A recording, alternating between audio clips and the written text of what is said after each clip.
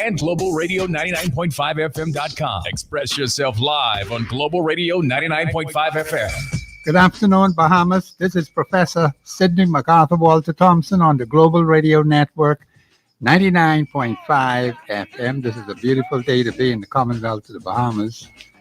And Bahamians, we may have some problems, but we can overcome every single problem. In fact, I had a problem in my reading machine, and I got it fixed quickly, efficiently, without any added cost. I went to a Bahamian business, and I heard comments being made about Bahamians on another radio station. We speak so disparagingly about our people. We have some very good businesses out there. This particular business has been very good to me. This is the second time or the third time I would have gone there. The service is of high quality, and of course, the particular personality who dealt with me said he's going to be listening to the show today. So I want to thank him for his support. And it is good when we can speak properly about our people. All is not bad. I heard all kind of negative things on a particular radio station where they were praising all the strangers, the foreigners, the aliens, the outsiders. And we keep bashing our people. Why? Why do we want to always put the Bahamian down? I've always lived with the Bahamians, but I don't live with those other people. We have some in the country, and if they're doing according to law, sometimes we forget that. We have to encourage and inspire the Bahamian people, and this particular individual, I told him that I need him to get as young as I am. And when he gets as young as I am, he'll make another decision to stick around until the man comes back. And he laughed at that. And I said to him, we need our young people to progress and improve. We need to encourage them, inspire them, motivate them. They're very talented, they're very gifted. I have some that work with me, and I think there'll be more that will be working with me because they have a contribution to make to nation building.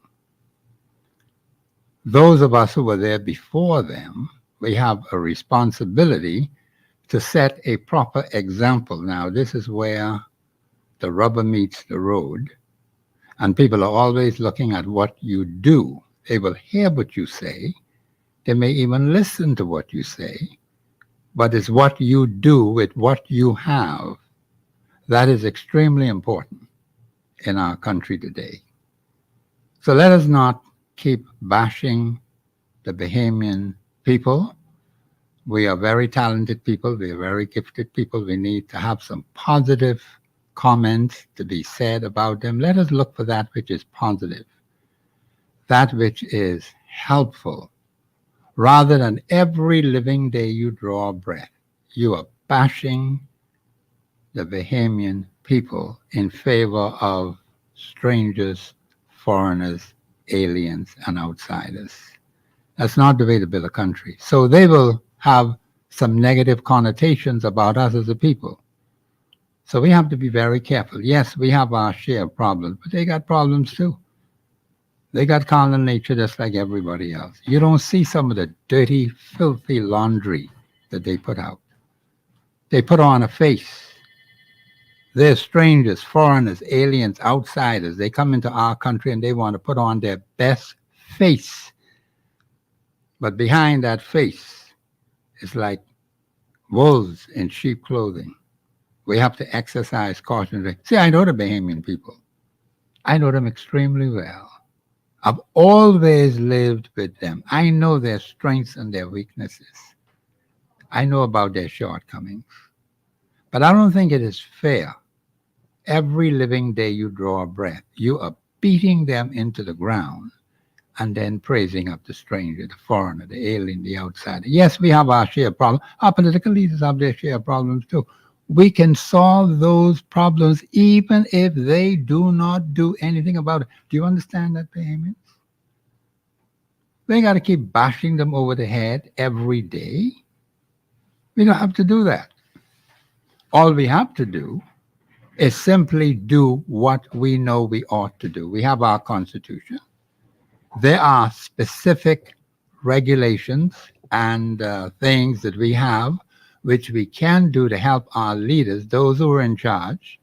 The Bahamian electorate made some choices, so we have to go with those choices until such time as we are able to have the opportunity to bring about changes. In fact, you can bring about change today. Are you ready today in the event of an emergency? Do we have 150,000 patriotic Bahamian citizens who are prepared to stand up for their country? The only thing that we have that can unify the Bahamian people, and I spoke to this yesterday, but some of you didn't get it.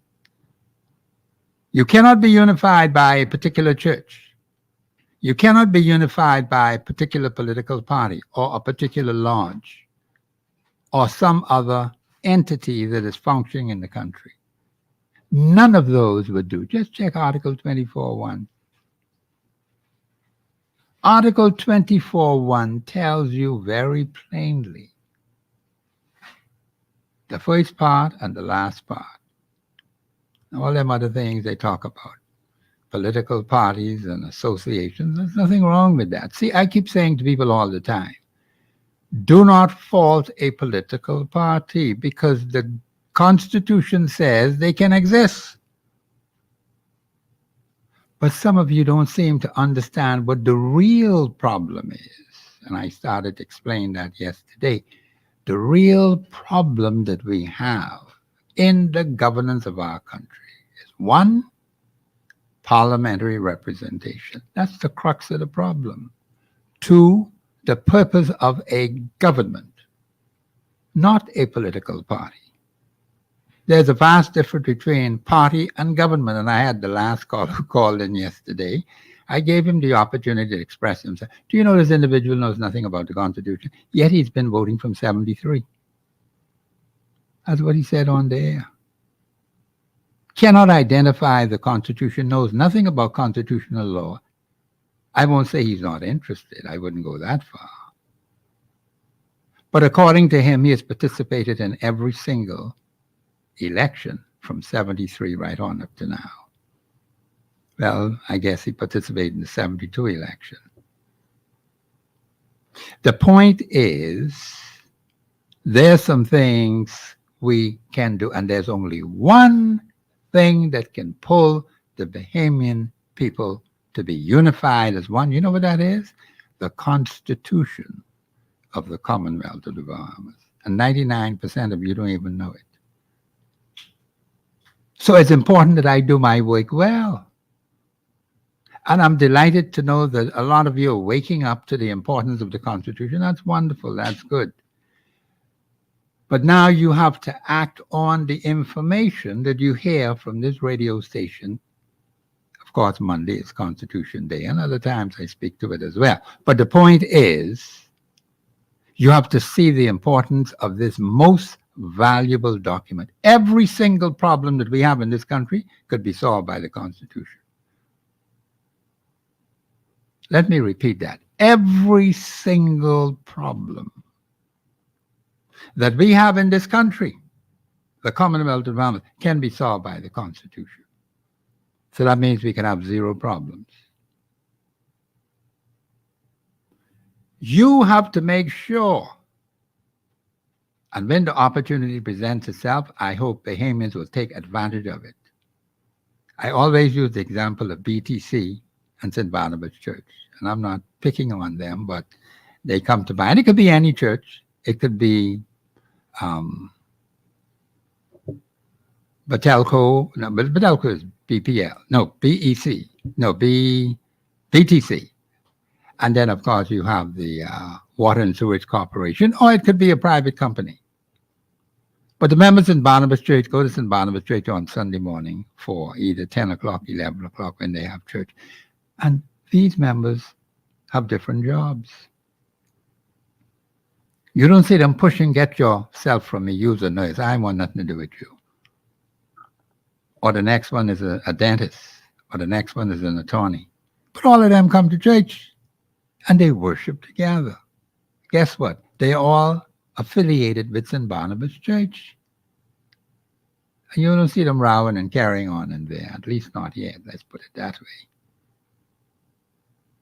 But they come together to worship on a Sunday morning.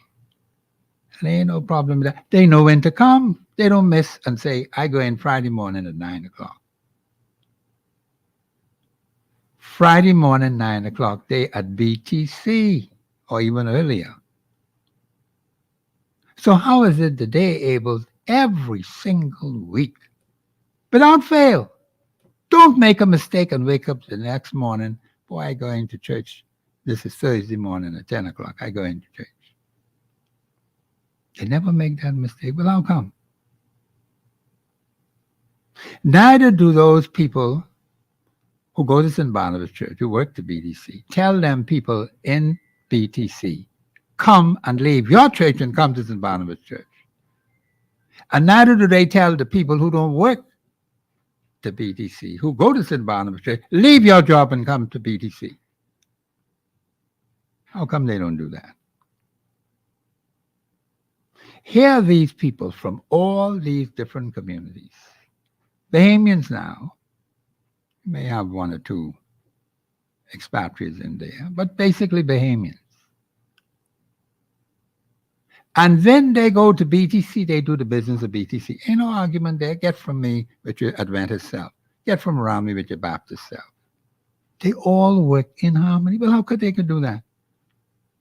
How is it that they could do it on BTC's job without any problem? How come they could be so unified to carry out the work of BTC or BPL or Water and Sewage Corporation? You hear them rowing and fighting every day as employees, as members of BTC. They're members of St. Barnabas Church. They also work to BTC. And, of course, some members work other places. But I'm just drawing an illustration to you. It's a simple, basic, fundamental illustration that I use all the time. I'm not trying to knock St. Barnabas Church. I'm not trying to knock BTC.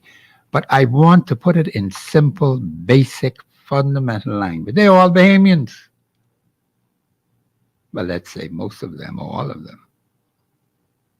You may have one or two who might purport to be Bahamian. Now, that's a different kettle of fish. I ain't talking about that group. That's a different kettle of fish altogether. But primarily, they're Bahamians. But then, these same Bahamians live in a particular constituency. I won't call the name of a particular constituency, but we got 25 of them right here on the island in New Providence. 25 constituencies.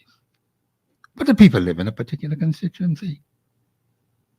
Some of them may go to St. Barnabas Church. Some may go to the Catholic Church. Some may go to the Anglican Church. And then they go to PTA and they are members of lodges.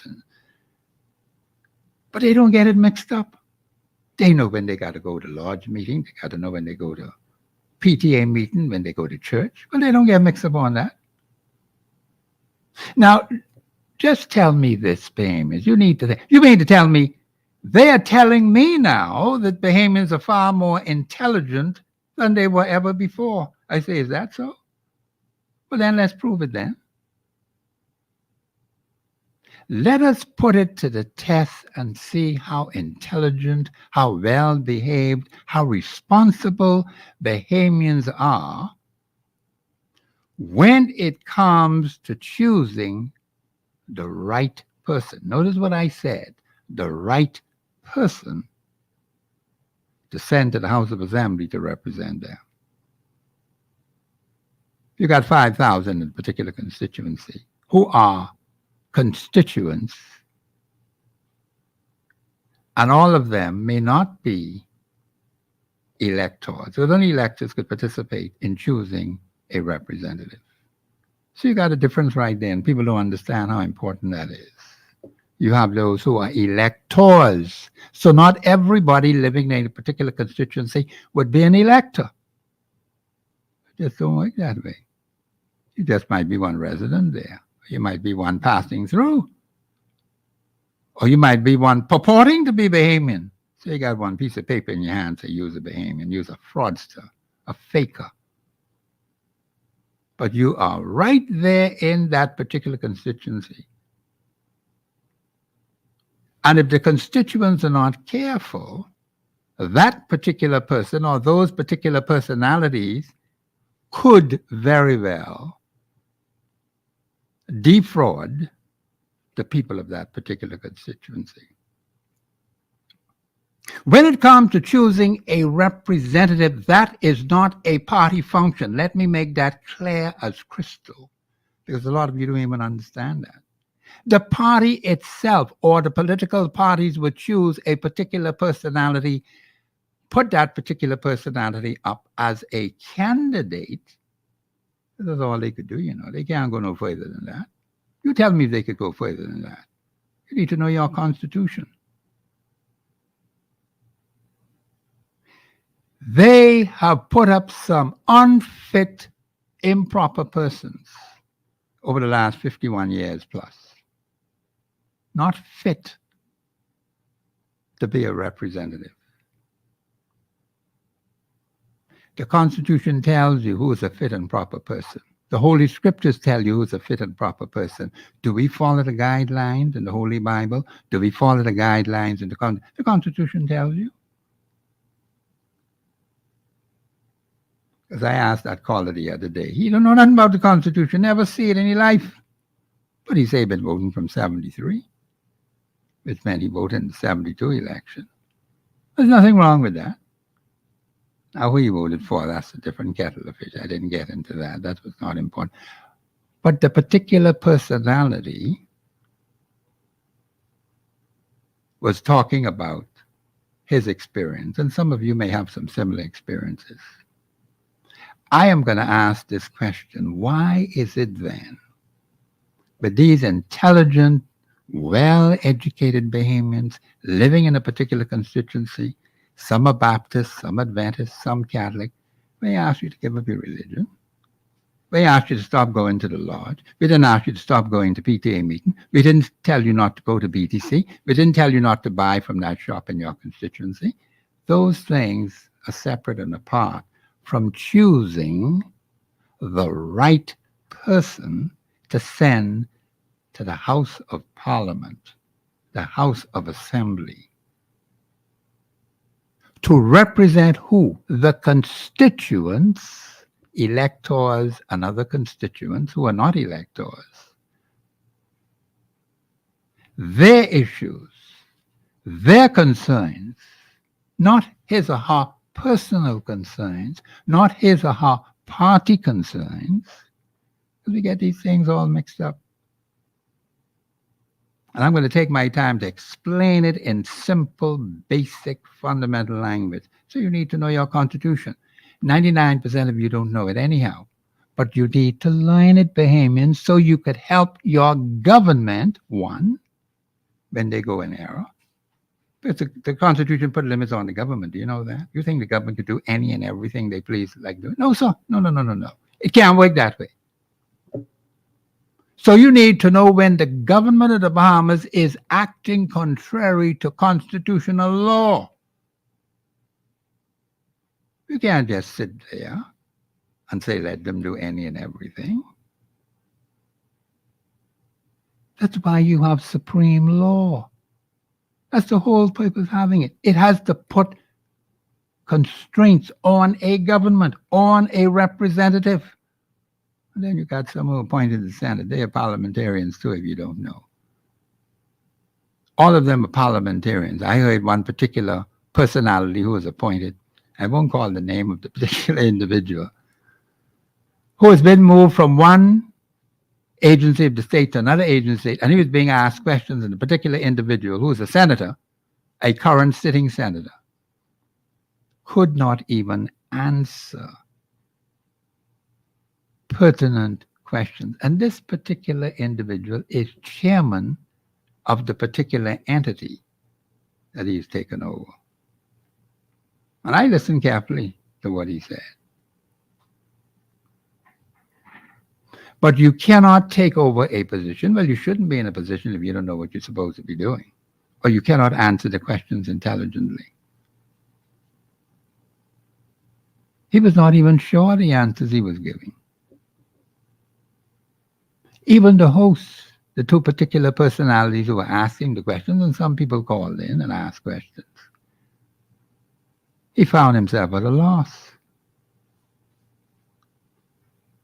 This is a political appointment, by the way.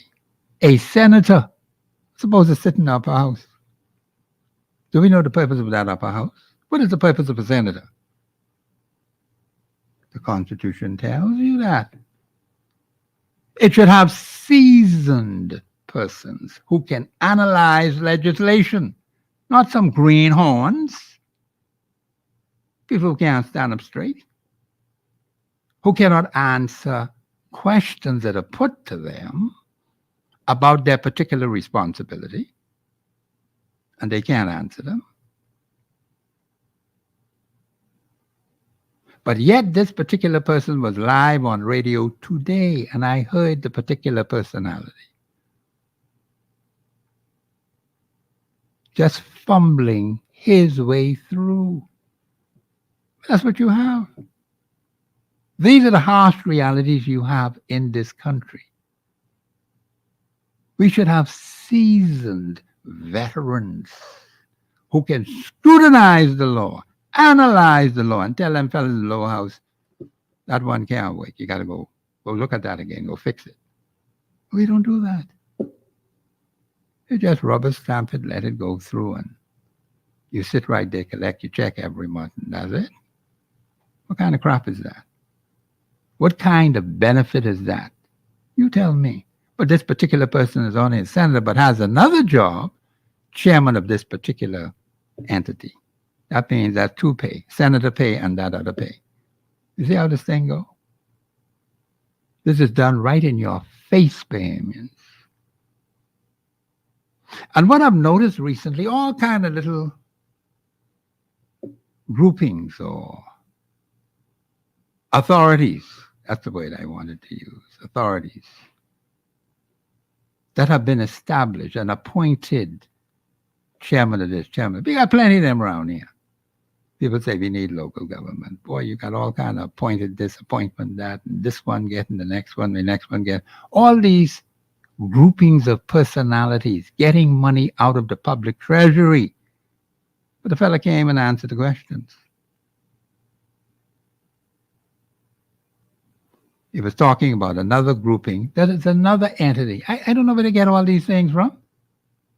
This entity, that entity. Every time you look around, there's a new entity created. For what? As small as the Bahamas is, less than 500,000, even ain't close to 500,000, a little over 400,000. And some of them don't belong here anyhow. But you got all kind of groupings, Bahamians, on the payroll of the people, the people's money. We need to understand the Constitution of the Commonwealth of the Bahamas because we need to know what is the purpose of the Senate, that's one. What is the purpose of the government, that's two. And how to monitor the government of the Bahamas to make sure that they stay in line. If you don't do that, Bahamians, you see what happens in some other countries? It all break up. Look at Sudan. And any other countries around the world are in serious trouble because they don't have a stable democracy. Even it's threatening the United States. The man tell me, you got people over there who threatens democracy in the United States of America. Is democracy being threatened here? Do we have a stable democracy in the Commonwealth of the Bahamas? All we do is check the record from 1729. And if there is any stability, what accounted for that stability? Because we got a lot of foolishness going on right now as I speak to you. All kind of crappy things. And people will tell you every living day, they are grumbling and complaining. So I was happy to say that we had a particular entity I went to today because I needed that machine working, and it's working. I'm able to do my reading like I wanted. Because 2 nights I just couldn't do any reading. And the man took the time and showed me how to do the thing at no charge. So we have some good business people out there who help the customer. We need to accentuate those things. Stop talking bad about these God-fearing Bahamians who are doing good things. Let's accentuate that which is good. And stop talking about strangers, foreigners, aliens, outsiders, how they're taking advantage of Bahamian people. And let's accentuate that which is Bahamians, because we have some good people out there who are ready and prepared to help and assist. And I can help promote that. I'm going to bring my guest in. He's been sitting right there. I tell him I'll talk till Christ come back. I always remind him about that. But he'll be coming on after the break. This is Professor Sidney MacArthur Walter Thompson on the Global Radio Network. We'll be back after the break.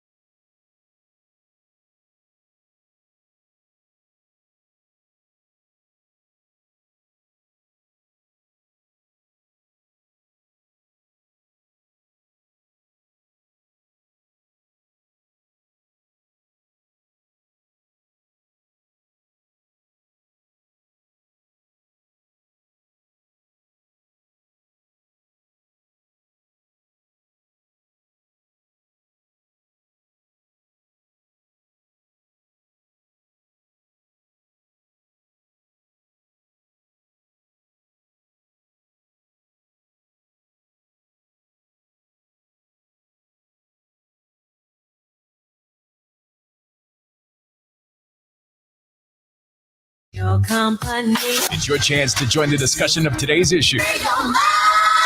Let your voice be heard. Speak your mind and express yourself. Call in and participate at 326-0271 or 326-0272. WhatsApp us your concerns on 809-2310. Follow us live on Facebook and globalradio99.5fm.com. Express yourself. This is Professor Sidney MacArthur Walter Thompson on the Global Radio Network, 99.5 FM.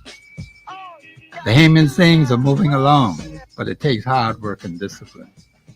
Remember, I gave you a proposal on July the 8th of this year. One major constituency problem to be solved in your constituency. You think I forget about that? Eh? Oh, no, I forget about that. I will never forget about it.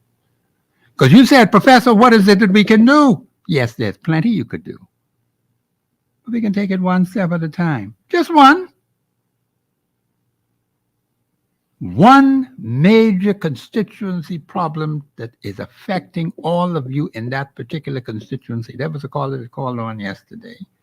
In fact, there were two from Bamboo Town. And the second one who called disagreed. Say, Professor, I called to disagree with everything that he said. Now, I listened to the two of them, so I'm going to just let that rest right there. This is why one must exercise caution. See, when I asked you about that, you thought I was joking. I will insist on it today because I'm not going to stop because I know what I'm doing. Biblically sound, constitutionally sound, legally sound. Well, then let's get busy, Bahamians. Now, on the national issue, there's a team that's working along with me. And we are making progress. That's all I will tell you right now. That one can get solved. You think we playing games around here? 51 years plus. Come on, Bahamians. There's a lot to be corrected in this nation, but it requires your cooperation. You think Professor was joking, eh? I don't be playing games. When I come on this radio station, I talk about the Constitution and national issues that we need to deal with. Bahamians, I take that very seriously. You know why? Over that 51-year plus span, many lived and they were hoping for a better way of life. Their children are here, you know. Their grandchildren are here. We still have some of the seniors are still here. So why they can't have a better way of life? You got to be talking foolishness and nonsense. I'm working for that, Bahamians. I want to see change in this place. We're going to get it. Lock, stock, and barrel. Because I'm a fighter, just like my forefathers, just like my mother and father, just like my grandparents. I'm a fighter. And that's all I can tell you. So I want to hear from you today. Sidney M. Thompson at hotmail.com. I got to keep giving out that email because I ain't playing no games. I'm not taking this lightly. When I tell me talk about one constituency problem to be solved, we can get it done, Bahamians. But it requires the Article 24.1 to be applied. I stick rigidly with the Constitution. The Constitution is supreme law. Nobody could trump that. You let them around here talking foolishness and nonsense. They can get what the duck get. But Bahamians, we got to be dead serious about what we are doing. Because when you see me say something publicly, I've done my homework in cooperation with others who are working along with the professor. Because there are others who are doing this work. Now, I ain't going to tell you nothing more on that. But we're making progress on that major national problem. Praise God Almighty. You got to pray to God, you know. You must have His divine intervention, even when you saw that one major constituency problem. Don't leave God out of the picture. Because the Constitution and the Bible tells you when the righteous and authority people judge. And I tell you, you need some righteous people around here. Let's find them, Bahamians, on the ground where you live. And you call me and say, Professor, I think we got some right here. But then let's get on with it, Bahamians, because you're still sitting, you know, this is the second month. You think I can let you all go into month number 3 and not doing anything? You stay right there. I may have to hound some of you because you're too stubborn.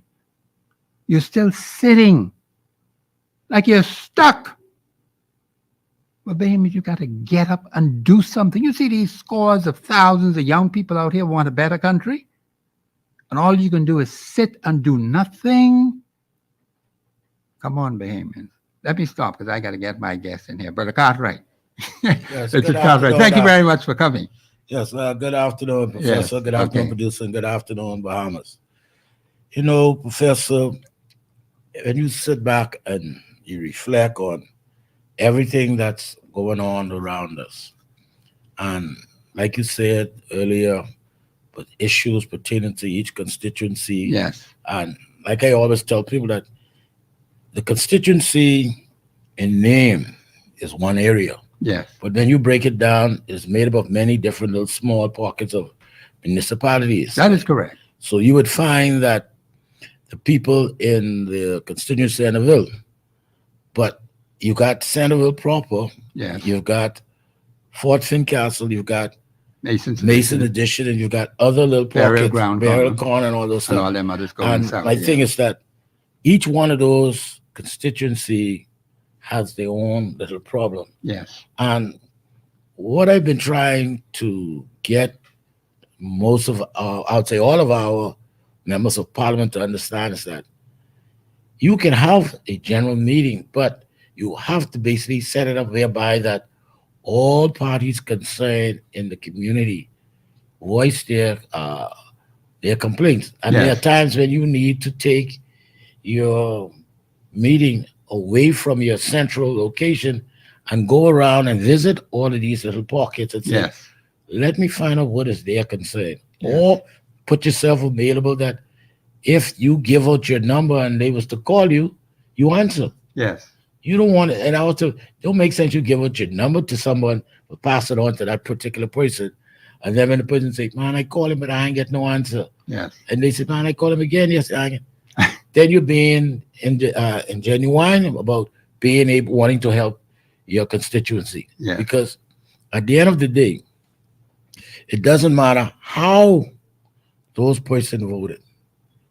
If you become the elected MP for that area, your job is to look out for all Yes. and go to parliament and carry the complaints of all, Yes. not a few, all. And so you have to understand, I would say this to all MPs, that your party affiliate is to get you into parliament. Once you get into parliament, you represent the people that makes up those parliamentary constituencies. That's who your major concern is before. And so Yes. when you abandon that and you side with just your party, you're basically saying to the people, thanks, but no thanks. Yes. You are basically abandoning your role in our system. Yes. I heard you also talked about democracy. Yes. And I always tell people that when you look at the Bahamas, be the closest thing you have in this region when it comes to democracy. Have we been perfect with it? No. No, we haven't. We have basically been complicit along the way, many, many angles of it. Yes. I've heard an American former politician said, we keep talking about democracy at stake. He said, but we're not a democracy. He said, we're a republic. There's a big difference. Yes. He says that when you look at our structure of governance, we don't have much of an input from the people. We get elected, but decisions made, we don't have to consult the people. That is not democracy. No, it He isn't. said, when we make a decision, Congress, the Senate, and the president, we make all the decisions for the people. He said, we pass laws, bills, we send money out, we do all sorts of things. Even though if you take a poll, he said that you would see where the American public isn't happy, is against it, but ain't nothing they can do until 5 years come. Yes. So he said, that's not democracy. So he said, Mhm. when we hear, he said, we'd like to talk about this democracy and freedom of democracy. He said, we should be very, very careful how we go about it. He said, if it's democracy, then why are we looking to do regime changes in other countries? That's not democracy. Why are we basically funding wars or proxies? That's not democracy. Whatever country decide what it wants to do, that's their choice. We have to learn to respect that. So when you look at the so-called police of the world, and you look at us little David down here in the Caribbean, we are more true to the practice of democracy than the so-called leader of the free world. Yes, yes, And yes. so, and I tell people, I said, sometimes you might look at a giant and feel that he is so powerful. Yes, he might have more money, he might have more military arms and everything else. But I always tell people, if you look at his integrity, even nothing you can say about the Bahamas when it comes to integrity. We have more integrity than most of the countries that sits in power in the UN with a lot of say. Yes. And so I'm more would say we have basically shown that democracy is still alive because you go back in history, we made a major influence with the release of President Mandela back in the day. Hmm. The the terms that was basically put together was called the Nassau Accord, drafted here in Chogam, spearheaded by our late former Prime Minister Sir Lyndon. Yes. And he said, listen, man, everybody talking about this thing with Mr. Mandela, but they ain't doing nothing. Here's what we can do. We ain't gonna do no business with y'all. And what we can do, we can make sure that all of us together in Chogam, which was the Commonwealth Nations, we'll not do business with you. And Okay. it got to the point where they started, and then they went to the UN, and they tabled it. And it was backed by Her Majesty. And then basically the rest of the world joined on. And then they put pressure on the government of South Africa to release Mandela. And you know what's so funny? It was people don't realize one of the first places that he visited as a free man was right here in the Bahamas. Yes, he did. And then when he became leader, he came back. Yes, So he it did. tells you that we champion a lot of things that we take for granted Yes, we do take it for granted. and we overlook. But we can't deny it. We have led many, many, many changes. And the thing, I'm glad you said that, Brother Cartwright. You're 100% correct.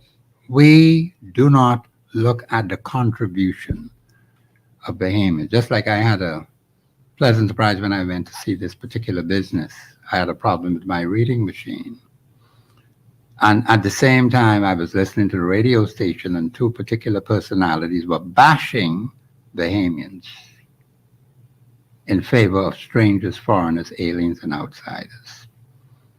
There's a lot of good that's going on in Bahamian businesses. Very nice people. And I've been to this business more than once, and they've been very good to me, and I thank them for their support. And I know the particular personalities listening to the radio show today. The point is, we have to accentuate that which is positive about Bahamian business people. And those businesses that assist Bahamian. There's another one I'm thinking of too that has been very good to me, very good service, high quality service. And these are the things we overlook. See, from 1729, right on up to this very day as I speak to you, September of 1729. In this country, we've been able to change administrations. Notice the word I use, administrations, from one administration to the next, from 1729, right on up to the day, without firing one shot. We take that for granted. We think that's just by chance, but it didn't go by chance. You know how many praying people we have in this country? You don't hear nothing about them. They're on their knees day and night around the clock, praying for the Commonwealth of the Bahamas. Those very prayers have sustained us from 1729 right on through to now, even when slavery was abolished. We went into the little church and gave God thanks. We didn't break up the man place. We didn't rob him. We didn't do any funny things with his wife and his children. We gave God thanks. But some other fellas in another place, they broke up the man's house. They slaughtered the man. But we did not do that. There was a different spirit in the Bahamian people. And it is still that way today, even though we have some issues, some problems we got to deal with. We can fix all of them. But the point is, there are some things that are grounded, which is Bahamian. That's why you got to know what a Bahamian is. Yes, we have our share of problems. And every single problem that we have, the Constitution tells us how to solve it. Ain't got to go no further than that. And you got the Holy Bible. Now, the two of them put together is a winning combination. Will always win. So I try to make people understand there's plenty of hope for the Bahamian people.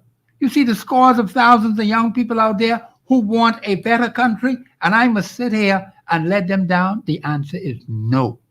Professor Sidney MacArthur, Walter Thompson, will fight for them. I got a great-grandniece, well, great-grandniece and great-grandnephews too. Huh?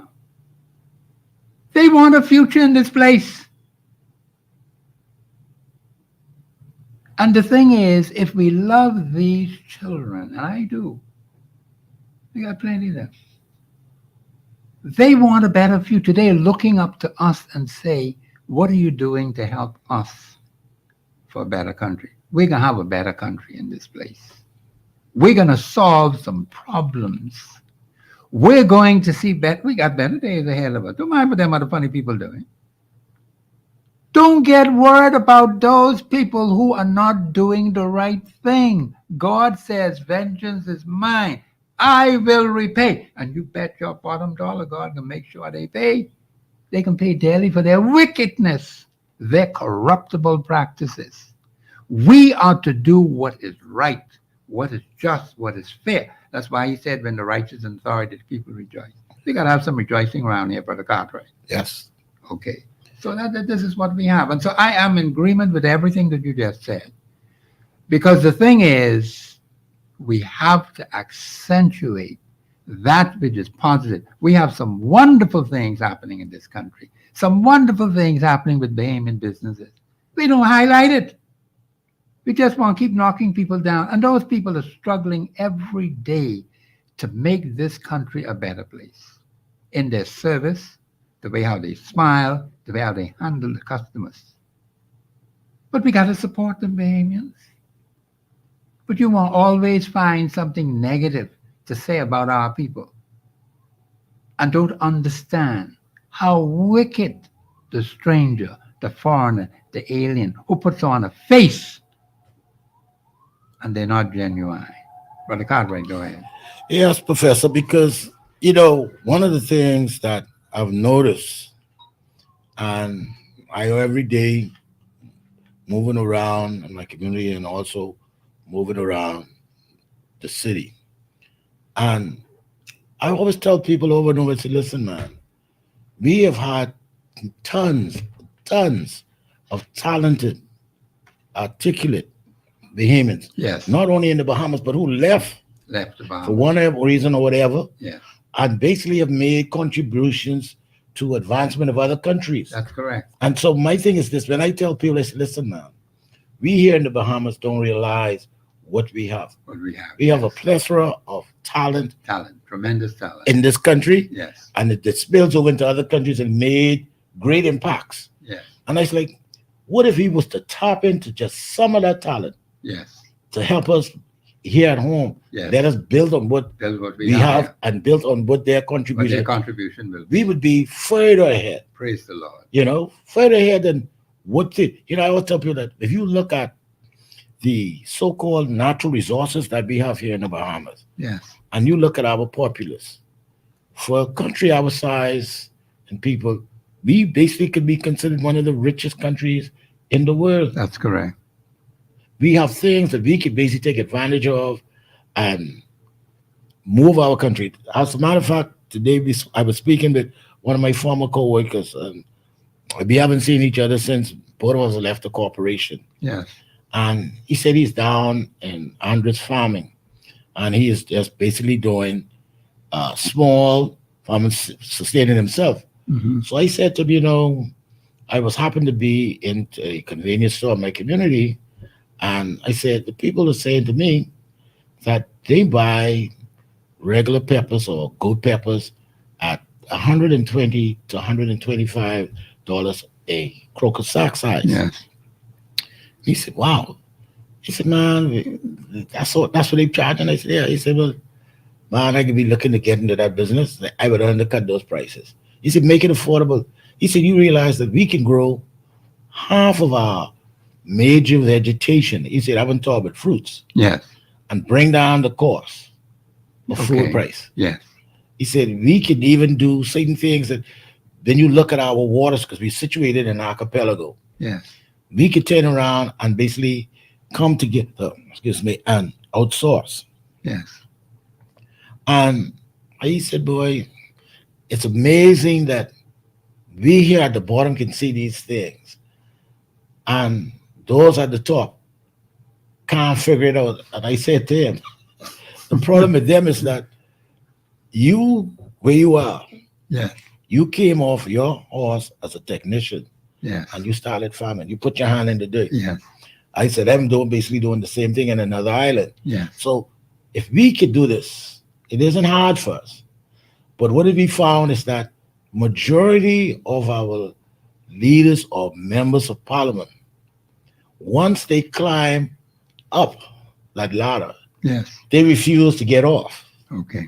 And by refusing to get off, they don't know what it is to put their hand in the dirt again. Exactly. So they don't want to go back to that, but not realizing that the founding fathers of this country who created wealth throughout this nation for their families and others were basic businessmen, small Yes. businessmen, That's right. farmers, fishermen.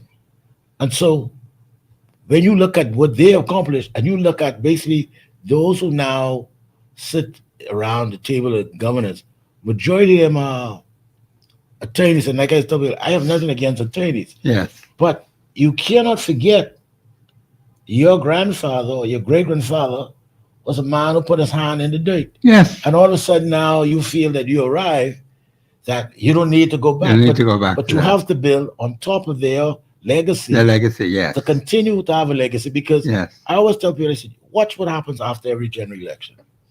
The party would lost or the members who lost their seat that was given to them, nobody remembers them. If they walk down the street, people don't even recognize them. No, they don't. If someone say, hey, you know, that's Mr. So-and-so used to be a member, he did. What did he do? So it tells you that whether they notice it or whether they refuse to acknowledge it, Yes. in this country, we basically recognize and remember those who left a solid legacy for nation building. Those who were not interested in nation building, you're basically forgotten like time, just like that. And so I would advise all members of parliament, when you get into parliament, you try to leave a great legacy of accomplishments that people can say, you know what, he's more of the same, but I remember what he did.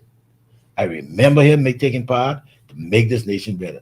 That's why you see so many of them, once they lose, you will see them pop around parliament trying to beg for a favor Yes. or, you know, for some assistance, or they use their party for some post, whether it's like for an ambassador post or Yes. some form of a chairmanship. Yes. That tells me that you did not do nothing to build on your legacy. Okay. So now you're crawling and you're begging with your hat in your hand. Yes. That's not nation building. You are basically taken away from some young person who more qualified than you Of and who can course. bring more to the table than More you. on the table. That Just opportunity. like a particular personality I heard on here today.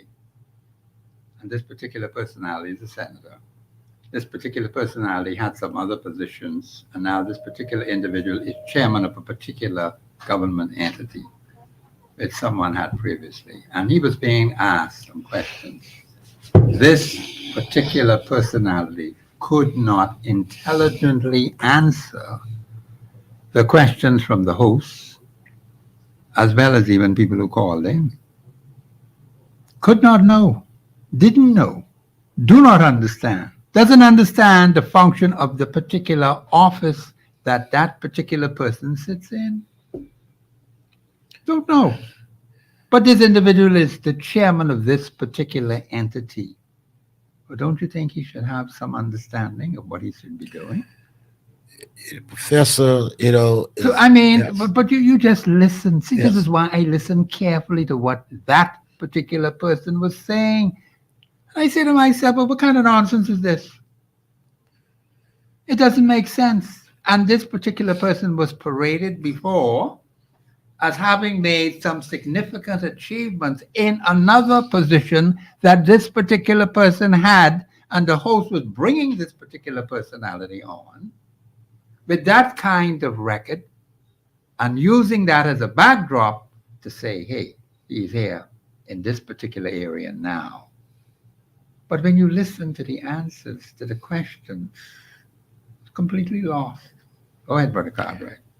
So basically, what it shows you in that incident is that yes, he might have bring some high praises from another ministry that he was in charge of, Yeah. but did he really did the work, or was it the staff underneath him who built him up, Brother Cartwright, allowed him to take the Brother credit? Cartwright, you hit the head. You hit the nail. You hit the nail right on the head. Because there are some people who are sitting right there, but there are others on the ground that are doing it. You see, that's why I tell the people in the constituency, you see, I want to get with them on the ground to solve one major constituency problem. Just one over the next 18 months. Just give me my 18 months. I don't want you people out there to deny me my 18 months. I want to work. Because I got my team working on this major, praise the Lord, hallelujah, national problem, which will be solved. No ifs, no ands, no buts. That's why I'm so excited today. And you're going to see it happen, Bahamians. And at the same time, we need to solve just one major constituency problem in each of these constituencies. Do not deny me my 18 months, because I can get dead vexed with you if you do that. This is Professor Sidney MacArthur Walter Thompson, my special guest, Brother Richard Cartwright. We'll be back after the break.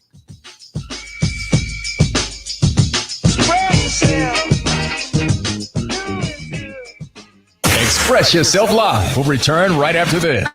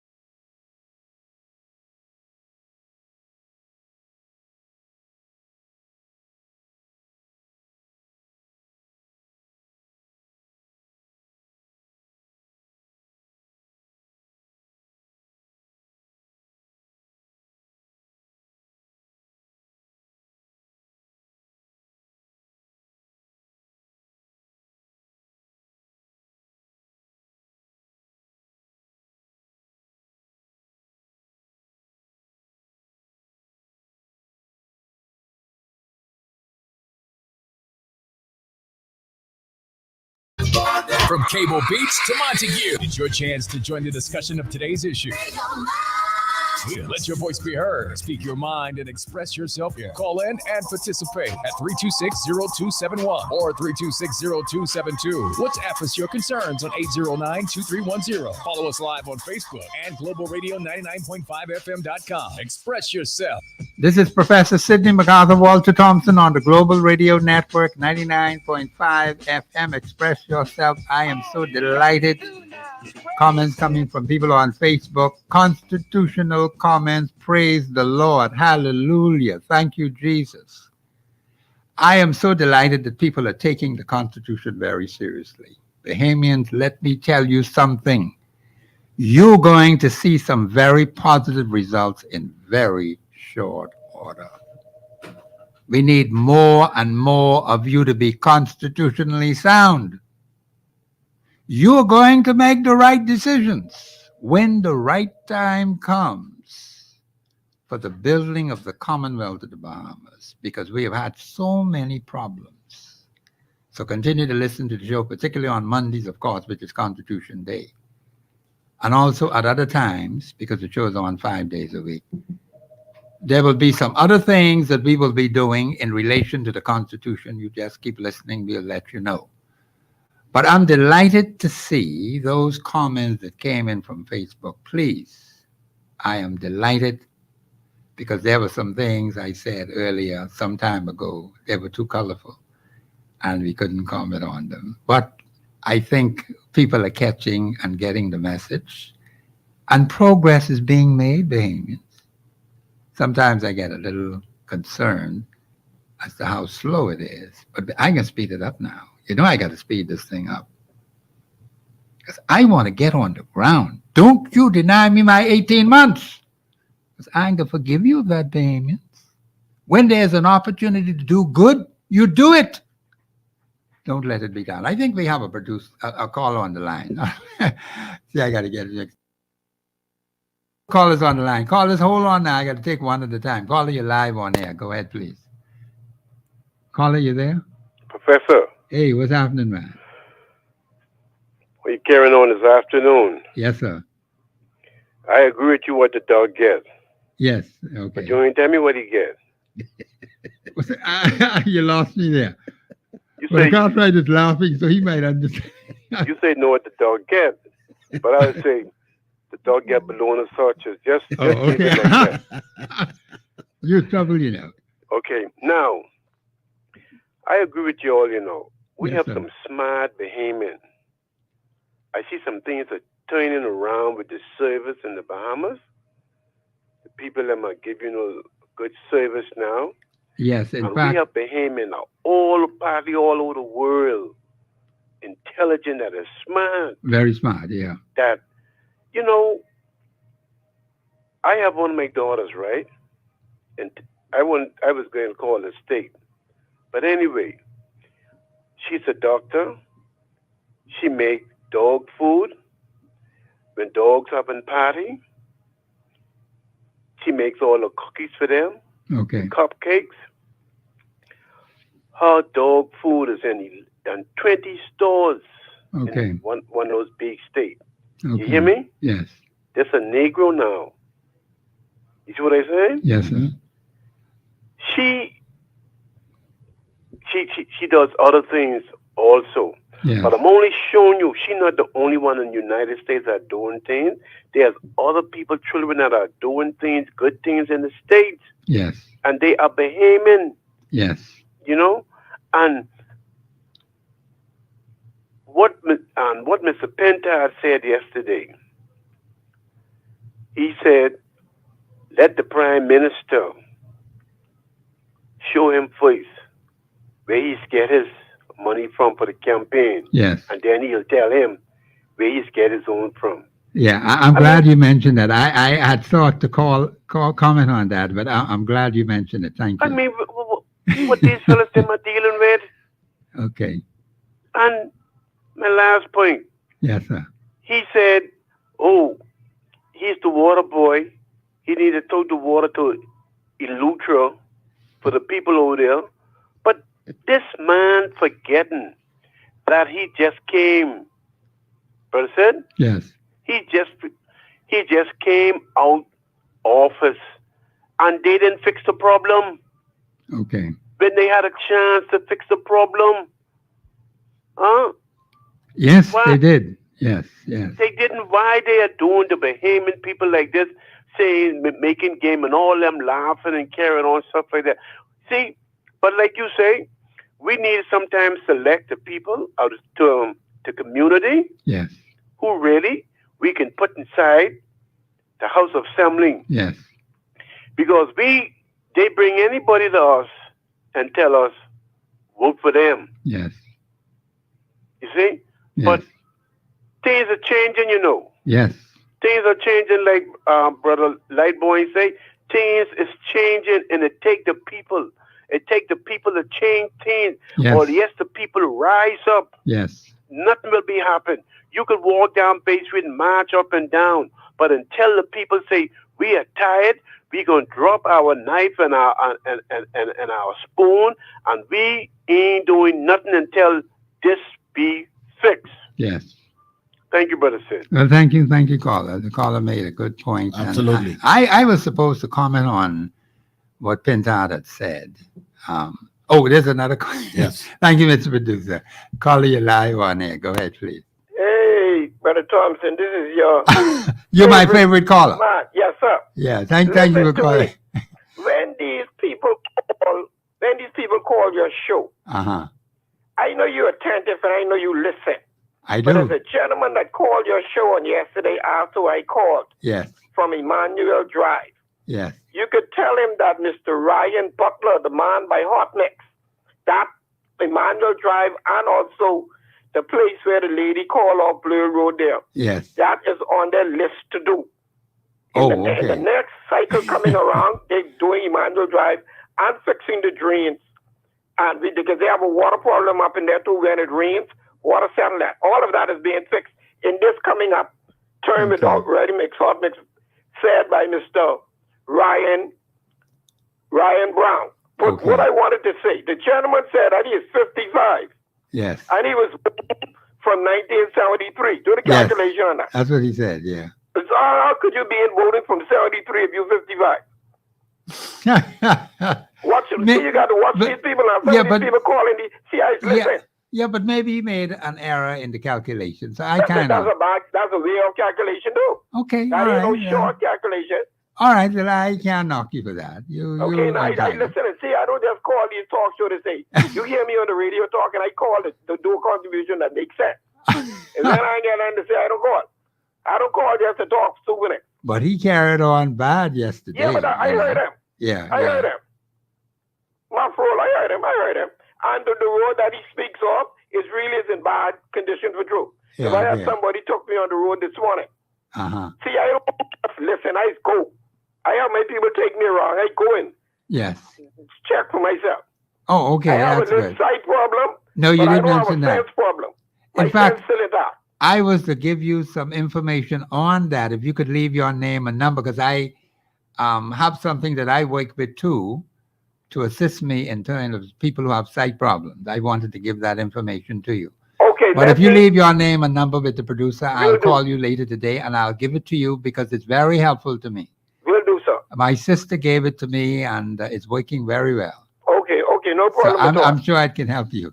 Okay, let me go back to your producer. Yeah, go to the producer. Mr. Producer, take his name and number for me. I'm glad that he called in because the gentleman called and the lady called and they went on a tangent, but that's their view. And he has a right to defend what he said. But we have to listen to all of the different views. Now, everything is not going to be done at the same time. That's why I am challenging the people on the ground. I say, now listen, just one major constituency problem. Don't forget now, give me my 18 months. I ain't going to forgive you if you don't give me my 18 months. Because it can be done. But you have to be serious about what it is you're doing, Bahamians. Everything cannot be done all at the same time. It takes time to get some things done. So the point is it takes the cooperation, Article 24.1 of your Constitution. the people of the constituency. Do you have interest? And the word interest is plural. You have to be interested for yourself, your children, your grandchildren, them children ain't born yet. When they come, they want to have a better country. So I can make sure the scores of thousands of young people out there who want a better country, Professor Sidney MacArthur, Walter Thompson can wake and make sure that happens. And I'm delighted to see that there are businesses out there operating properly in this country, Bahamian businesses. And we don't give any credit to them. We want to keep knocking people, rowing with people, accusing people, talking bad about people. And we don't see the positive things that these businesses are doing every single day. And they ain't sound to blow no horn. They just do it. Yes. But you know, Yeah, go ahead, Brother Cartwright. the caller said that there was a certain entity that is going to be dealing with the road work and it's on the agenda. Yeah, he said that. And the dealing with the drains. I hope it ain't be like that other fella now. But I would like to see him. If these guys, this entity is doing such a great work, Yeah.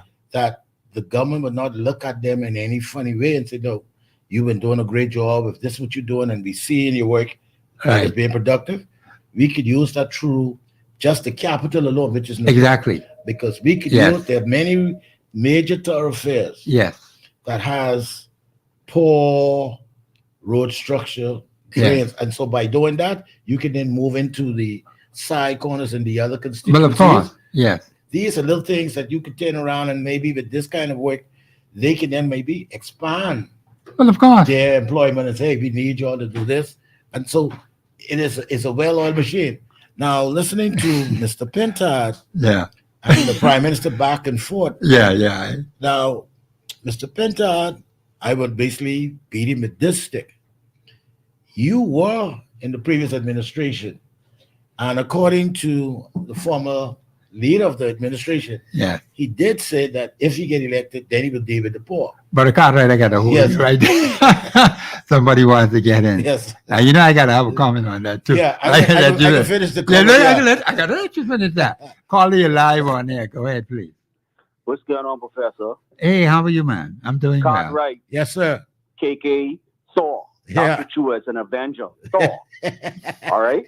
Thank you, my brother. I called Professor the other day to tell him, Freeport, I don't play when it comes to my neighbor string. Yeah. If you listen to how these two politicians playing around with Freeport, I get money from this one. Well, if I get money, then I can tell them how you get, how much time we can. You understand what I'm trying to say? Yeah. How much representation Freeport got with sitting in the house? Freeport was never really represented fully by the PLP. It was always this red color coming out here, right? Yep. So I don't want to hear nothing come out of Pintard's mouth. Nothing. You understand what I'm trying to say? Yep. The Port Authority being horrible. Listen, anybody would call you from Freeport, you know the defense would be towards the Port Authority. They always go to, oh, look how the Port Authorities keep the road. We don't care.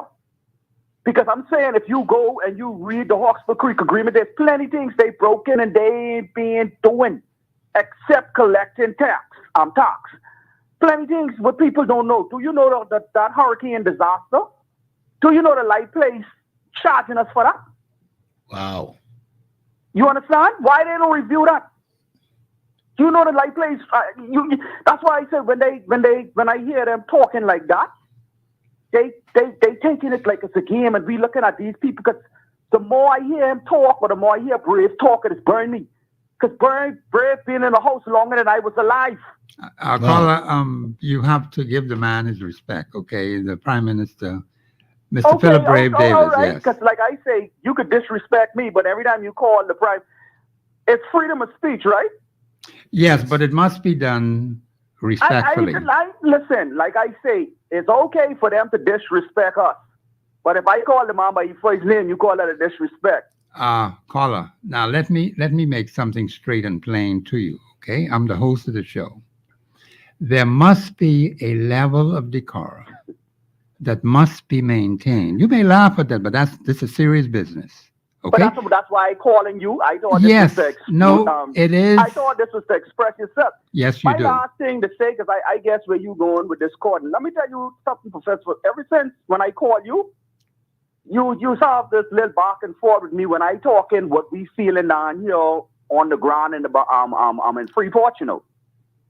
I know you feel like when you say we got to get serious or give you one thing to do. Okay, here's your one thing what Freeport calling you to do. Could you come down here and resolve this matter?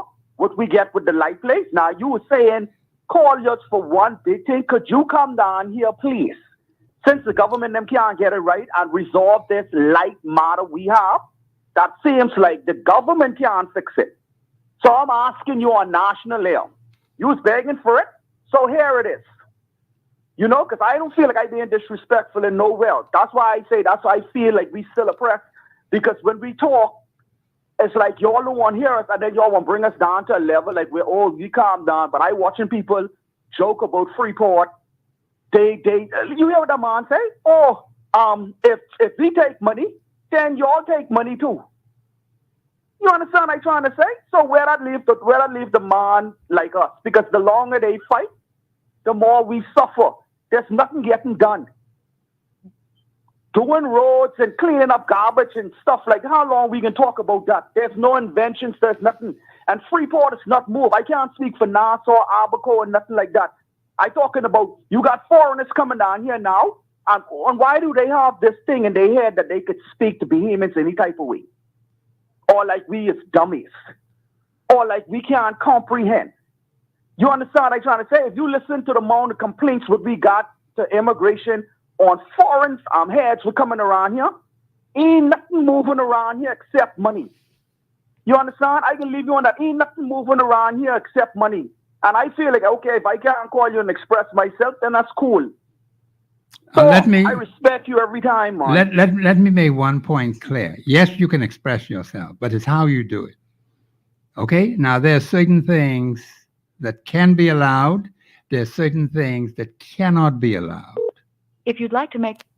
See, this is the problem with some callers, you know, because the last time he called, I had to stop him because of the way he was going with his presentation. All right? Now, these particular personalities who've been elected to perform a particular function by the electorate of the Commonwealth of the Bahamas, you have to give them the respect that is due to them. They're your leaders. They're the ones who are in office. They've been given the authority to run things. You may disagree with them. I'm not saying you must agree with them. You can disagree with them, but do it respectfully. Okay?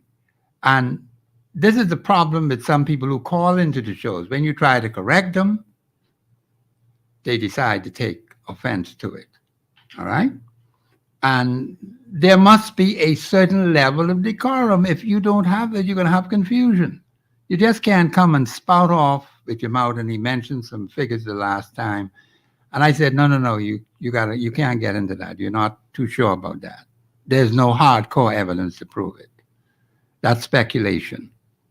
The point is that we have to know how to deal with issues. Now you tell me about the problem down in Grand Bahama. I already threw out my challenge to the Bahamian people, and I'm not backing down from that either.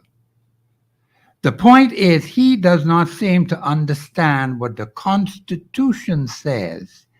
I am going to go by the Constitution. I have no problem going to Grand Bahama because I'll be coming down to Grand Bahama.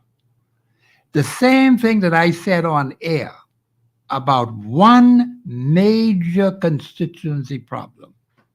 In any particular constituency, the people themselves have to decide which one they want to tackle. I'm going along with them. They have to choose it, not me. I can't choose that for them. They know what's hurting them. They know what they're being affected and how they're being affected. But it has to be an organized way. And I said you have to have people who are serious. People, thank you, Mr. Producer. We have to have people who are serious, people who have honesty and integrity, who don't get involved in corruption and wickedness. Call you live on air. Go ahead, please. Yes, I have a constitutional question, Professor. Yeah, okay. Because the same thing happened to me with you when I said ping in regards to Sir Lyndon Oscar Pidlin. I said Ping. Yeah, you must address them properly. Well, I thought Ping was a term of endearment. But let's put it this Just way. like how they call the Queen Liz, Beth, caller, and all kinds of names. yeah, but caller, I can't allow that on the air. No, but let me ask you, that's why I'm asking you if it's constitutional, because you're telling me to honor somebody who I feel, in my opinion, may be dishonorable. But you're telling me, well, I know it's your show. You said that. And No, if you but want to see- call it your show, you have used your terms. But is that also constitutional? Don't we have freedom of speech in the Constitution? Yes, you do. Yes, Thank you you. do, caller. That Yeah. doesn't change, but it's how you present the information. And whose opinion, who's to decide how we do this?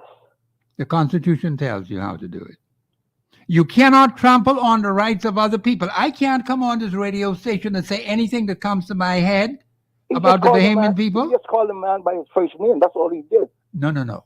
You must show respect to your leaders, sir. Well, that's where we part company, because both used to do the same thing. And if you tell me I'm a grown man, just as old as you are, and I totally agree with what you just said just now, but I must conform to you in this little short life I have. Is that what you're telling me? No. I'm saying you must conform to the Constitution. This is why I asked you if this is a constitutional question. That's why Of course, I'm here to answer constitutional questions. That's my specialty. Is And it I'm saying to you, constitutional?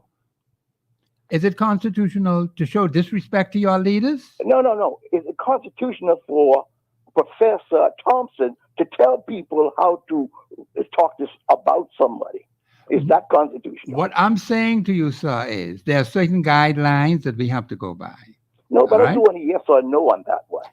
Is it constitutional that you or anybody should tell somebody how to describe somebody? Because, Mark Twain said it one time ago, politicians are the only people who do dishonorable things, but you are forced to call them honorable.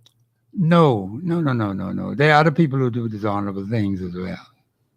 Well, who else? That's do we across call- the board. who Because we else- all have carnal nature. Well, name another profession that we call honorable. You have people who are said to be honorable in the Honorable House of Assembly. That is the system that we operate under. Well, you said everybody's honorable. But What these I'm saying people- to you that people in other areas, in other professions, they make mistakes as well. Well, I still didn't get my answer to that constitutional question, because I want you, The anybody. constitutional answer is you ought to I think- respect your leaders. They have a responsibility to fill. You could disagree with them, but you have to do it respectfully, caller. You ought to, or do you must? Anyhow, you decide what you want to do with it. I have already, Professor. Thank you very Well, much. thank you for your call. See, this is the problem with our people. You see what I'm saying? You have the people of the country made certain decisions. Like, of course, we have a prime minister right now. Should we be calling him by his first name on air? It's disrespectful to even speak to your headmaster or your boss by his first name. That's in the Bahamas. That's a part of our culture. So why should you call the leader of your country by a nickname when you want to address him in a public forum? Why would you do that? That's not a part of our culture. And we have this, in America, they do it. They say anything, call people by their first name. That is not the way we do things in the Bahamas. That's not a part of us. And you have some people that do that on the show. And I have to correct them on that now that he brought it up. And you notice every time I give my name, when I go in off air, when I come on, every time there's a break, what do you hear me say? Professor Sidney MacArthur Walter Thompson. When I come back on, Professor Sidney MacArthur Walter Thompson, the entire name. So there's no excuse for anyone calling the show to say anything different. But you got something to do, and I don't say nothing about it because I don't want to make it an issue. But I just hear it, I listen to it, and I just let it go. Brother Cartwright, you want to say something? Yes, I think Go ahead. basically what people misunderstood with the Yes. Constitution. The Constitution speaks to you having respect for others. Yes. You might have a different view, A different viewpoint, yes. but the respect to others is something that is very, very, very, very enshrined. So even though you might have an issue with any one of our present leaders. leaders, Yes. past or present, the Constitution shows you in articles where that you must show that respect. Yes, you do. And so even though, like I said, I was starting to talk about with the leader of the opposition Yes, you did. and Yeah. the process Yeah. of back Yeah. and Continue forth. that. Yeah. And I said I want to comment on that too. the leader of the opposition with the stick because one, he sat in cabinet. But I can't really stop you right there because somebody, Yes. somebody wanted to get in. Don't forget your point now. No, I 'cause won't. I got I a point won't. to call you live on there. Go ahead, please. Good day, gentlemen. Good day, Yeah, sir. good day. How are you? All is well, Mr. Tricky and Mr. Thompson. Thank you, okay. sir. All right, yeah. Boy, glad that it's a beautiful day because we are where we need to be. Yes. The tensions are high. Everybody's excited. It's like we in a championship, Yeah, Game okay. 7, Yes, sir. Yeah. And so what I think now is where we are because now you have a society or a portion of society that feels powerless. Okay, what that means? That means we continue to agitate, we continue to identify issues, but there's nothing happening in regards to everything. Okay, Carl, let me just correct Mhm. you right there on that Mhm. point. But Mhm. in your view, you see nothing happening. Okay, fine. No, I'm not talking about from our end, from the citizen action group or citizens having to do it themselves. We're talking about a structure of why you're hired. Why do I have a boss and a job? All Why right, do I have okay. employees? We All have the right, okay. structure. MPs are responsible for creating opportunities on the ground, creating communication channels, improving issues, and all these sorts of How- things that they campaign on. How do you deal with that when So here's, you here's, have? here's what I'm saying.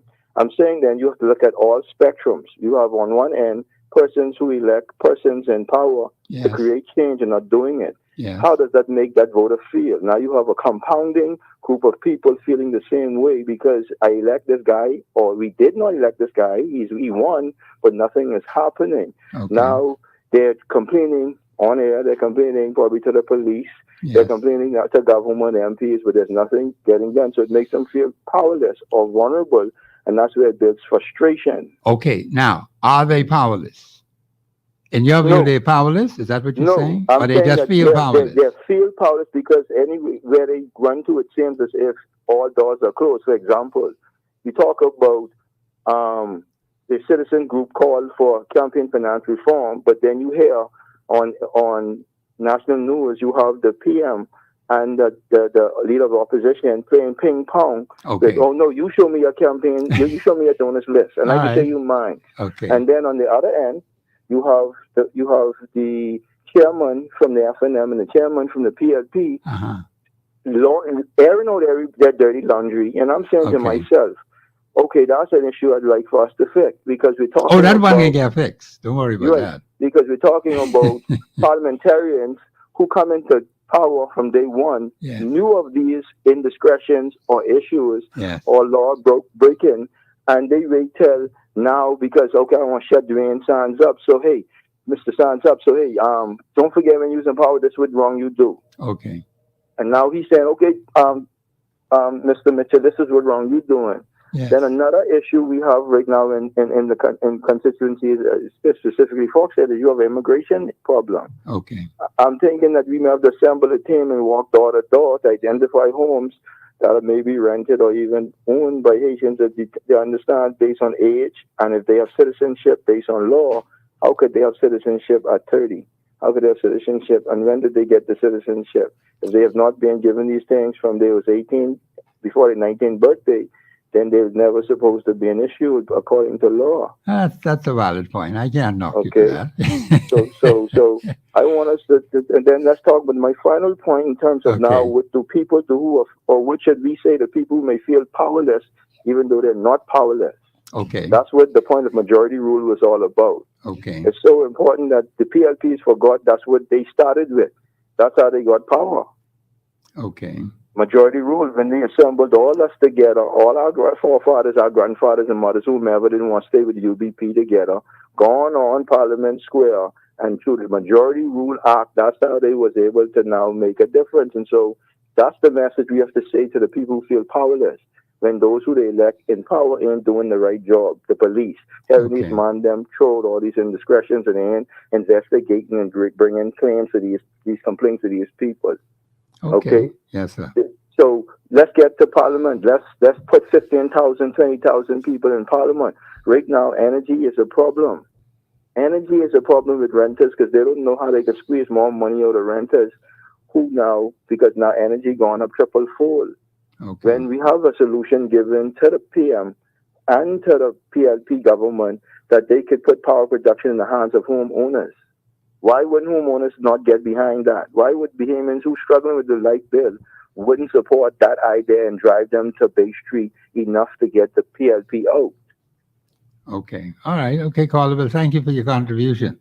Yes, brother. Okay. All right. Okay. Brother Cartwright, I Yes, gotta let you but comment on what he has been saying, and then we'll get back to Yes. that issue. The thing is, what people tends to forget is that it ain't you who was at fault.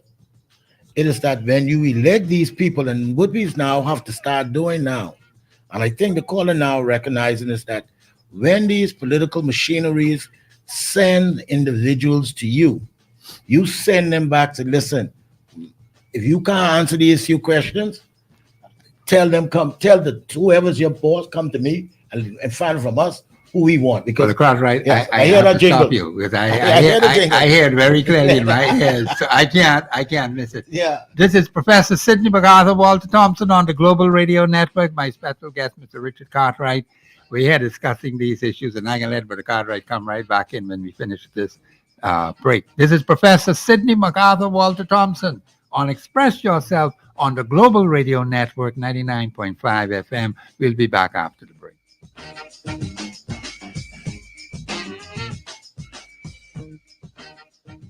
Express Yourself Live will return right after this.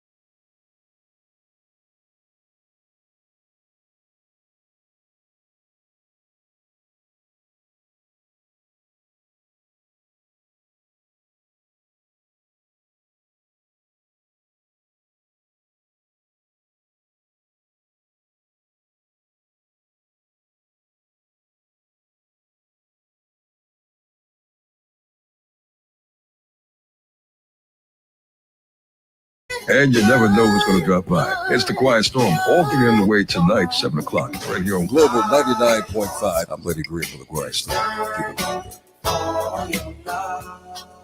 From East Street to Blue Hill Road, it's your chance to join the discussion of today's issue. Let your voice be heard. Speak your mind and express yourself. Call in and participate at 326-0271 or 326-0272. WhatsApp us your concerns on 809-2310. Follow us live on Facebook and globalradio99.5fm.com. Express yourself. This is Professor Sidney MacArthur Walter Thompson on the Global Radio Network 99.5 FM. We're having an exciting time today at this studio. This is a wonderful, nice place to work. And I'm grateful to God for the opportunity to be here and to talk to the Bahamian people and to talk sense to the Bahamian people. And I got Brother Cartwright. He comes every Thursday. He has a special way of saying things. So, Brother Cartwright, I'm going to let you continue where you left off. Yes, like I was saying that I would like to take the switch to the leader of the opposition and also like bring the switch to the Prime Minister. Yes, sir. See, the leader of the opposition sat in an administration, the previous administration, where on the campaign trail, their former leader spoke about campaign reform. Yes. And my thing was that it didn't appear that the rest of the party was interested in campaign reform, because if the party was interested, they would have pushed the leader to enact that in their first 100 days in office. Yeah. So it tells me that you are now playing ping pong with the Bahamian public. And to the Prime Minister, we told you that, hey, that was a good thing that the former administration proposed. Yeah. We would like for that to be enacted. You said that it wasn't on your high agenda on right his away. agenda, yes. So now that you all two now are caught up and people catch, and Bahamian saying, and I would like for all members of Parliament to understand this. Yeah.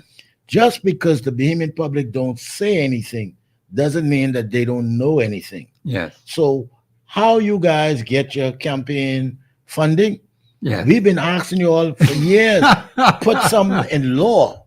51 years for the card, right? Put it in law that basically would prevent these strange arrangements from happening. From happening, yes. That is part of good governance. Yes, it is. And I always say to persons that listen, every administration that comes and be elected has great ideas to make this nation better. Yes.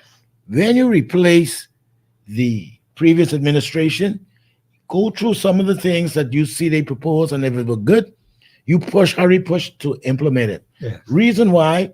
Because you can now sit back and say to them, listen, I appreciate what you did, but you didn't do what you wanted to do. Here, I'm going to take it up and I'm going to finish it Carry for it you. forward, yes. And once you do that, people look at you and say, hey, these guys are serious about governance. Yes. These guys are serious about making a real change in this country.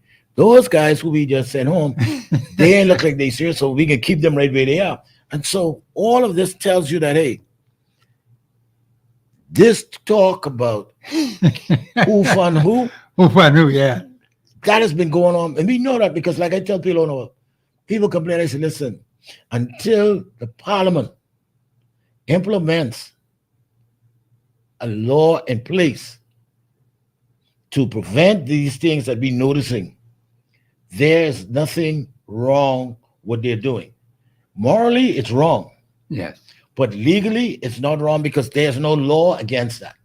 Okay. And so until the parliament itself regulate itself to put in checks and balance with these campaign and how much money people can give, this will continue. And this I would like to see them go to parliament in September. And the first thing that they should jump on is this reform. Campaign finance reform. Let the Bahamian people see that you're serious about governance, so that anyone who comes behind you, whether it's the PLP, the FNM, the COI, they no longer can go there and solicit or have persons come and just throw money at them. And when they do, you can say, hey, they have to declare who are these donors. But I had asked whether political parties are charitable entities. I was told that they deliberately kept them off the list from declaring, like the little charities we have in the country, like them fellows who got one little charity and one community group, and they trying to do some nice things for the Bahamian people. That's all well and good. But they're talking about money laundering. And it would appear to me as if political parties have an opportunity to launder money without giving accounting to the Bahamian people. They're in the best position to launder. Because you can't expect a little charity that's formed in one group. You say you can check them with every little thing that they have. And here are political parties getting money. And those people in Grand Bahama said that one of the principal people down there, said they play on both sides. They give these fellas some money. They give them fellas that money. And that's been going on for decades. Decades. So here's what I want to say to the Bahamian people. Both political parties who've had the opportunity to govern this country for the last 51 years, they were talking about campaign finance reform. They had 51 years to do it. Do you believe that they're going to do it now in our 52nd year, our 53rd year? Are they ready and willing to do that? Could you trust them to do that? They had 51 years. Brother Cartwright, what do you say? And Professor, without taking sides with any one of the political And you entities, don't want to take no sides. and I don't care. But if anyone who wants to sit in that parliament, or who's sitting in parliament and claiming that they're willing to represent the good people, as they say, of this nation. Oh, they always like to say that. That's one of the first things they should work on when the parliament open back up. Yes. That's one of the first things. Show the Bahamian people that they can trust you. Exactly. Show the people that you are honorable to the name that you claim. That's right. Yes, sir. Show the Bahamian people that you really listening and hearing what they're asking for. So once you see, and that's what I keep trying to tell friends, family who are in the political arena. Yes. Bahamians are no longer foolish. Bahamian people aren't as dumb or sleeping as you think. Yes. Whether you're a new party or you're an old party, Bahamians are now sitting back. They have taken their mental notes and they're watching you. They watch what you say. They watch what you do. Yes, they do. And then when you come around, then they ain't gonna tell you, because the one thing I learned with Bahamians, when they won't get you, they ain't gonna never, they would feed you, they give you something, they would give you something to drink, Yeah. they pat you on your back, and when you walk onto their house, they say, see him? I got something installed for him. And we've seen it over the 50 years in our electoral system. Yes, sir. Members of parliament walk away, they wear and they do so many things. Some give freight, some give stove, some put money in t-shirts, and all of these things. Well, can't we do all them kind of things? And all of these things they do. And when they find that they have to go home and go and look for another job, many of them took with tears, some of them got sick, and some of them basically Some dead. Some died, some Yes, pack they up did. and leave the country. Yes. So they it did. tells you that they keep playing this game with the Bahamian public. They don't realize that in the end, it's the Bahamian public, the Bahamian electorate. They're the ones playing the game on you, because why? Yes, they do. When you believe that you fooling these people, they come back and they fool you and they send you home. And many of them are not prepared to go home. Yeah, that's correct. You're quite right. Many of them are not prepared to go home. Many of them are excited that they just get elected. Yes. And they fall into the same trappings of the previous administration, the administration before them. And Yes. the people say, listen, man, give us our Freedom of Information Act. Why must I have to keep going to this department, that department, Next when I can department. just go But you could go one place place and and get pick the it, whole get thing. okay. Yeah, exactly. That's Give quite me right. this electoral reform. Yes. Give us this thing with the former Prime Minister talk about time limit. And if he want, I know he's sitting down and he's listening, he tried to figure out, well, why did you lost because your word did not mean anything. But the point is, Brother Cartwright, they had 35 seats. Yes. 35. I mean, how many more seats do you want? There was yes. nothing blocking the government of the Bahamas from acting in the best interest of the people. Now, these are the fellas got 32. So what is there stopping them from doing good for the Bahamian people? Professor, it partly appears that nobody seems to learn the lesson. Look like they can't learn. that is why I always use the word dumb. People Gee. say corrupt. I said, no, they dumb because ain't no way you can see a fella jump off the bridge Yes. and you come back and you say, man, I ain't jumping. And you said, no. And you watch, you look down and you say, wow, he jumped off and he died. Yes. And then you follow him. And in a couple of years, you do the same thing. And it's like, when are they going to When learn? they're going to learn, yes.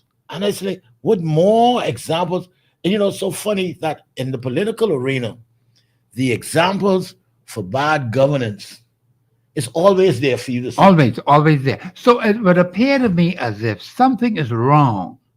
When you see on the one hand, you give this particular party 35 seats out of 39, and then on the other hand, you give another party 32 seats out of 39. It would appear to me as if something is wrong with the way things are going.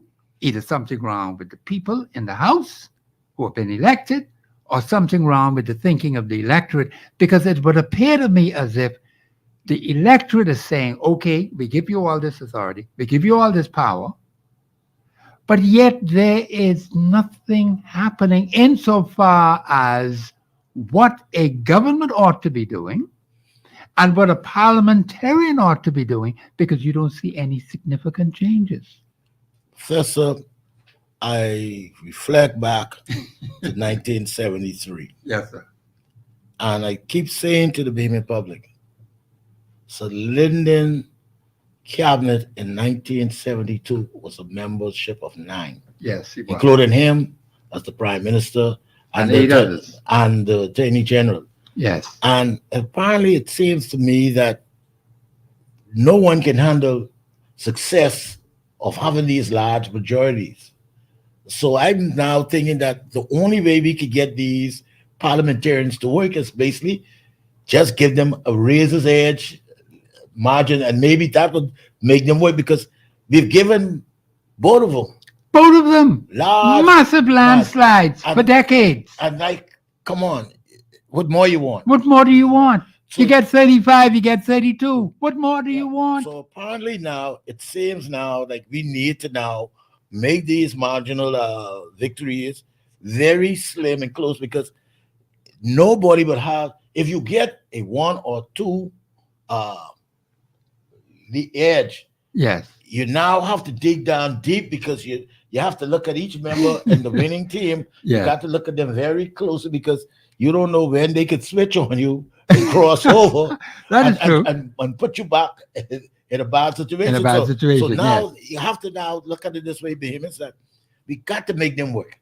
There are 2 things in the Constitution. The Constitution says 38 or more as far as constituencies are concerned. The Bahamas divided into 38 or more. Remember, one time it was 49 under Sir Lyndon Bindley. Now it is 39. Now, with the cabinet, see, these are things people got to look at carefully. The cabinet of the Commonwealth of the Bahamas has a minimum of 9, but it can have more than 9.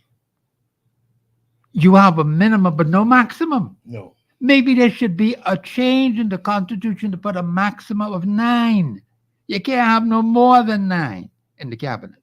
Right now, you got this huge, but even they now got some fellas say they're state ministers. I see that in the Constitution. And then you got this role been going on for 51 years, this so-called deputy prime minister. And we've allowed it to happen. It is not a constitutional office, but the fellow big as Billy. See, he's deputy prime minister. But when we can change this crap? It has been going on, but Ricardo has been going on for 51 years. And there's nothing in the Constitution that talks about any deputy prime minister and being corrected yet, Professor, so how we get mixed up like this?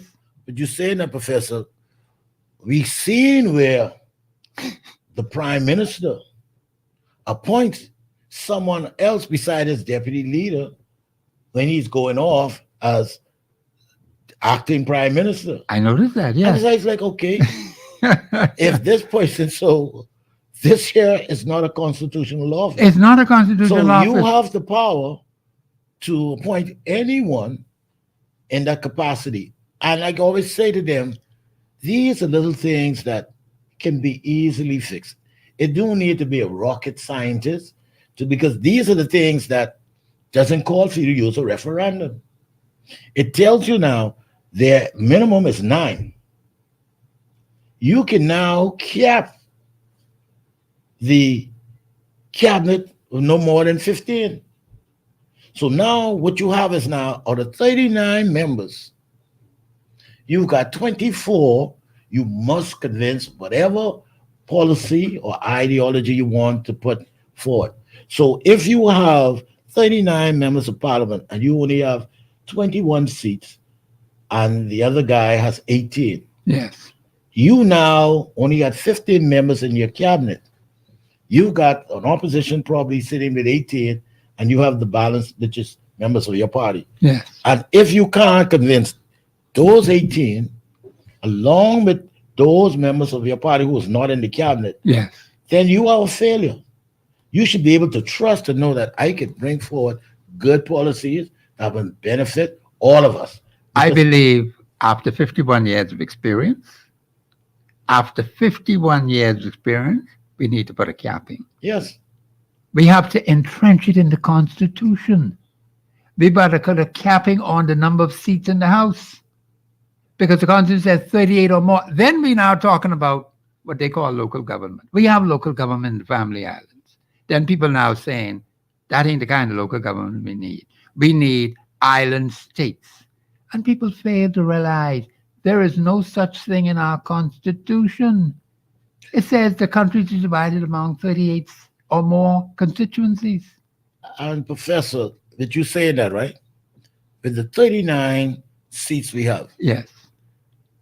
it isn't like these guys are sitting or ladies are sitting on a constituency that has over 100,000 No, they people. don't. Small numbers. Small numbers, Very like small. they could sit down and go into their constituency, Exactly. covers all of the different small, tiny Of municipalities, course. and go back to Parliament and say, listen, guys, I was in Baytown, and this is the things that I see that is disheartening to Baytown, because I've seen it been going on for the last 10, 15 years. We need to work Yes. on these things. We need to jump on this and get this solved. Until parliamentarians realize you are the servants, quoting the former member of parliament, now Governor General, she said, we keep forgetting we are the servants of the people, not the other way around. That is correct. And until members of parliament understand that, and until the public understand that, we will always get this banter back and forth. But I got to stop you right there, because I hear the music in Yes. the background. Man, tell me I got to shut up. Yes, time Thank is you flying. very much. Oh, it does fly. Thank you, Brother Cartwright, for coming. We've had an interesting. Oh, yes. Every time when you hear, we have an interesting discussion. Tomorrow is open line. Tomorrow Yes. is Friday, right? Yes, all day Open tomorrow. line tomorrow. Bahamians call in tomorrow. Thank you very much for participating. We had an excellent show today. This is Professor Sidney MacArthur Walter Thompson on the Global Radio Network, 99.5 FM. Have a pleasant afternoon.